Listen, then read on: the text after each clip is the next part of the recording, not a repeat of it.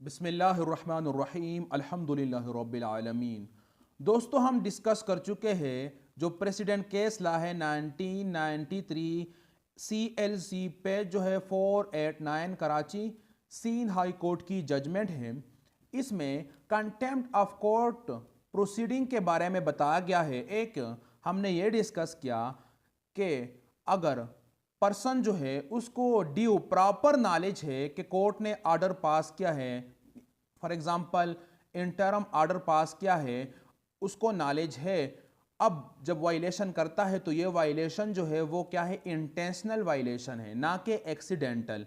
यानी जो contempt proceeding उसके खिलाफ शुरू हुई है वो वैलिड है क्योंकि उसको इल्म है और इल्म के बावजूद उन्होंने वायलेशन किया है। और ये ज़रूरी नहीं है कि फॉर्मल सर्विस यानी बेलफ के ज़रिए आर्डर की तामील किया जाए और उसको बताया जाए, बस उसको प्रॉपर इल्म है। अमूमन यूँ ही होता है कि जब कोर्ट जो है वो अपील में जजमेंट पास करती है, ऑर्डर पास करती है, या वैसे ट्रायल कोर्ट ऑर्डर पास करती है, तो जो फ़ारिकैन होते हैं उसमें से एक फ़रीक को बताया जाता है कि आपकी एप्लीकेशन को एक्सेप्ट किया गया और दूसरे को बताया जाता है कि आपको मना किया जाता है कि जो मुतदाविया प्रॉपर्टी है उसमें मुदाखलत ना करे। बस ये बताना काफ़ी है और उसको अब प्रॉपर इल्म हो गया। अब जब वायलेशन करेगा तो ये वायलेशन इंटेंशनल है और उसके खिलाफ कंटेम्प्ट ऑफ कोर्ट की प्रोसीडिंग क्या होगी, वैलिड होगी। यानी फिर ऑर्डर की तामील जो है बिलफ के ज़रिए पहुंचाना और बताना ज़रूरी नहीं है।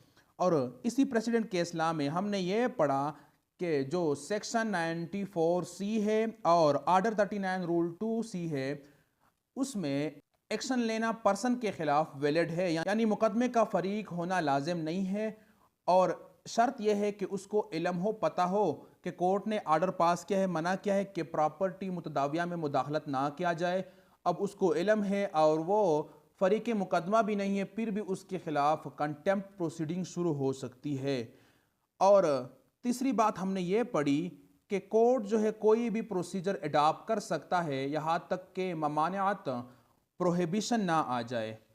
अब वो प्रोसीजर सिविल प्रोसीजर, यानी ये हो सकता है कि कोर्ट एविडेंस रिकॉर्ड करे या एफिडेविट के ज़रिए डिस्पोजल ऑफ कंटेम्प्ट पिटीशन करे या चार्ज फ्रेम करे।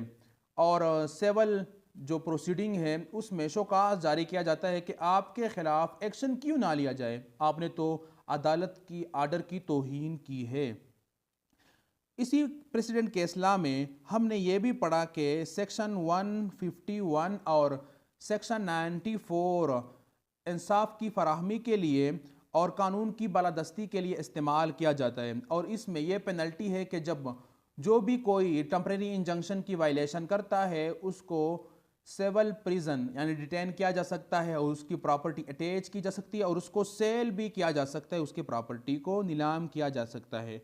प्रोसीजर के मुतालिक भी हम डिस्कस कर चुके हैं और ये भी डिस्कस कर चुके हैं कि ऑर्डर 39 रूल 2C के तहत जब प्रोसीडिंग शुरू हो जाए या ये रेमेडी मौजूद हो तो कॉन्स्टिट्यूशनल जुरिस्डिक्शन को इन्वोक नहीं किया जा सकता है और ना section 3 of contempt of court act 1976 के तहत फिर एक्शन नहीं लिया जा सकता है, पिटीशन नहीं दायर किया जा सकता है, यानी इसके तहत फिर कार्रवाई नहीं हो सकती है।